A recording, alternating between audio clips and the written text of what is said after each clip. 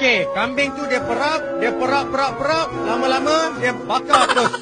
Saya nak tahu daripada abang, apa makanan yang menarik dekat sini bang?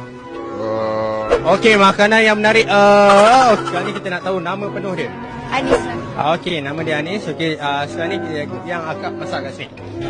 Ini Okey, ini ada ayam goreng kunyit, ini ada ayam goreng, sini ada asam pedas, sini ada ayam kari. Kita nak jual sini bang? Kita jual. Okey, sekarang kita boleh tengok kat sini ada smoked chicken grill, ada boneless. Okey, tapi macam tak nampak apa yang cik beli. Kenapa cik tak beli? sebab Okey, apa makanan yang sedap kat sini cik?